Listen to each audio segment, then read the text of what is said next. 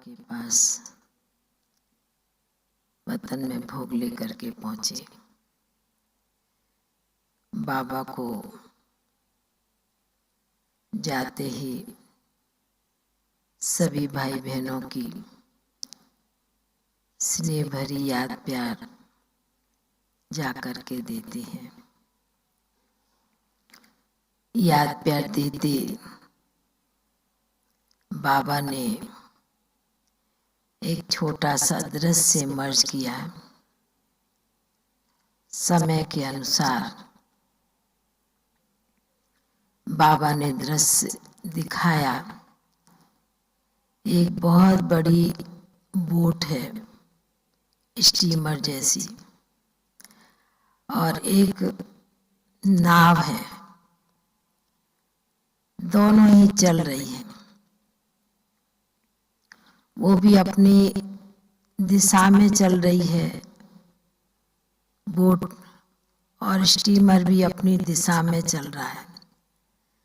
तो बाबा ने जो नाव बोट दिखाई, वो कभी कभी हवा का झोंका आ रहा है, हवा का प्रभाव पड़ रहा है, तो थोड़ा इधर उधर जा रही है।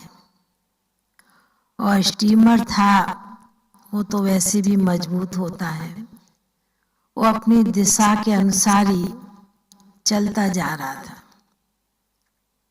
तो बाबा ने दृश्य दिखाया। दिखाने के साथ बाबा ने कहा कि बच्ची, इसका अर्थ समझा?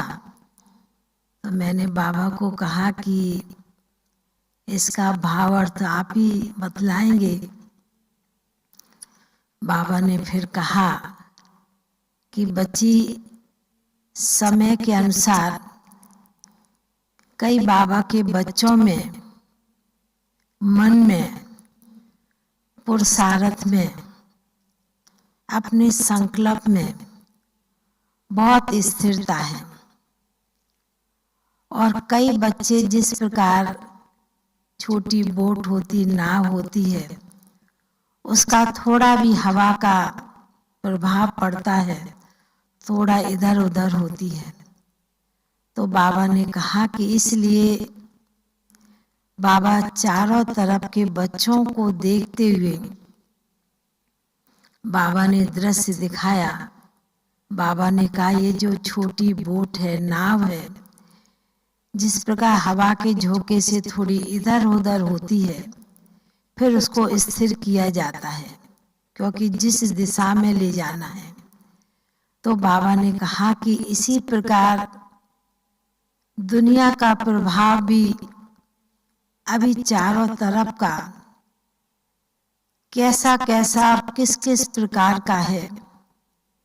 तो कभी कभी बाबा अपने बच्चों को देखते हैं,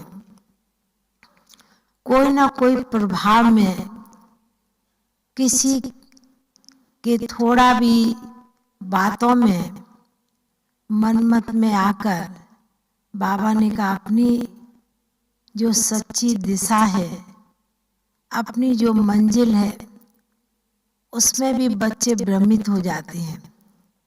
तो बाबा ने कहा कि जिस प्रकार दुनिया में भी जब नाव होती है, स्टीमर होता है, उसमें भी अपना कुछ न कुछ निशानी ऊपर लगा के रखते हैं, जो दूर से दिखाई देता है कि यह जहाज, ये स्टीमर, ये बोट चली आ रही है।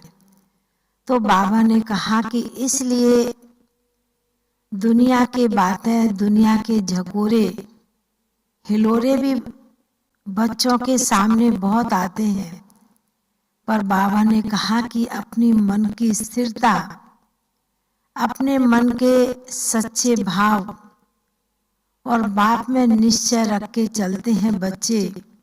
तो बाबा ने कहा कि जिस प्रकार दुनिया में कहावत है, सच की नाव हिलती पर डूबती नहीं।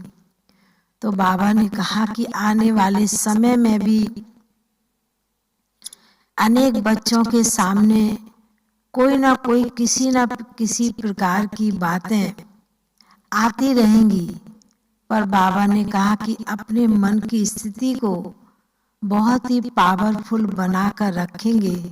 तो बाबा ने कहा कि जीवन की नैया जो आप बच्चों ने बाबा के हवाले की है, वह जीवन की नैया आप बच्चों की बहुत सही रीति से पार हो जाएगी।